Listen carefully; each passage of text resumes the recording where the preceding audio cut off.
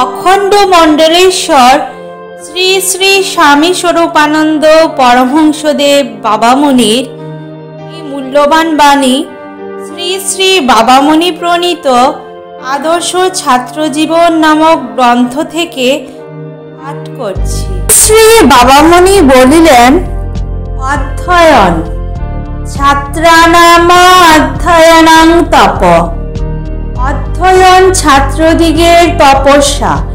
এই কথার অর্থ এই নহে যে ছাত্রেরা দিবারাত্রি শুধু অধ্যয়নই করিবে। জীবন গঠনের জন্য আবশ্যকীয় অপরাপর সর্বপ্রকার অনুশীলন পরিহার করিয়া চিররুগ্ন গ্রন্থকীটেরই জীবনযাপন করিবে। পরন্তু এই কথার অর্থ এই যে অধ্যয়নকে কোনো রকমে পরীক্ষা পাশেরই উপায়রূপে গ্রহণ না করিয়া ইহাকে একটা উপস্থারূপে মনশাসনের একটা উপায়রূপে সংযম সাধনার একটা পন্থারূপে গ্রহণ করিতে হইবে। তপস্যায় একাগ্রতা চাই, চিত্তের দৃঢ়তা চাই, অফুরন্ত আত্মবিশ্বাস চাই। অধ্যয়নেও এই সকল চাই। একনিষ্ঠা চাই, অপরের সহিত কথা বলিতে বলিতে অস্থিরভাবে শরীর চালনা করিতে করিতে কখনো উঠিয়া, কখনো বসিয়া, কখনো চিত হইয়া, কখনো কাত হইয়া তপস্যা হয় না। অধ্যয়ন তদ্দং। তপস্বীকে বিশ্বাস রাখিতে হয় যে তপস্যার দ্বারা তাহার স্থায়ী কল্যাণ লাভ হইতেছে।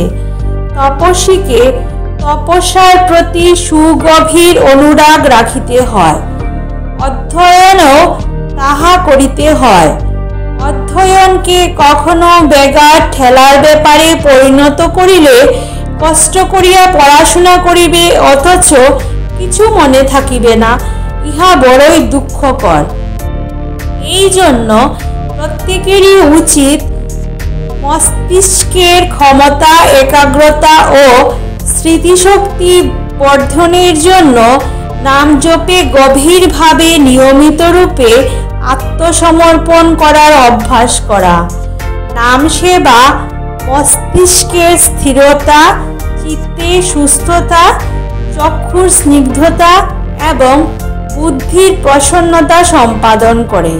কিন্তু এই সহজ সত্য উপেক্ষা করিয়া আজকাল ছাত্র সমাজ ভাইনাম গ্যালেসিয়া এবং ডিম্ব সেবনের দ্বারা স্মৃতি, মেধা ও বুদ্ধির অভাব পূরণ করিতে চাহে।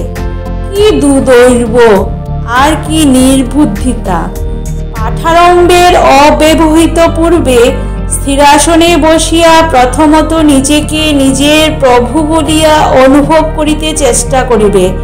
তৎপর নিজেকে লক্ষ্য করিয়া বারংবার বলিতে থাকিবে, এই মুহূর্ত হইতে আমার স্মৃতিশক্তি দিনের পর দিন উৎকর্ষ লাভ করিতে থাকিবে। আমার ধারণা শক্তি, আমার বুঝিবার সামর্থ্য স্পষ্টতর হইতে থাকিবে, সুন্দরতর হইতে থাকিবে।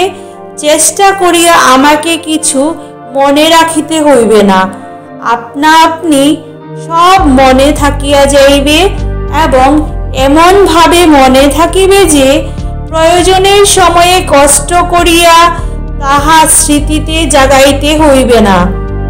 স্বভাবত সে জাগিবে, নির্ভুলভাবে সে জাগিবে।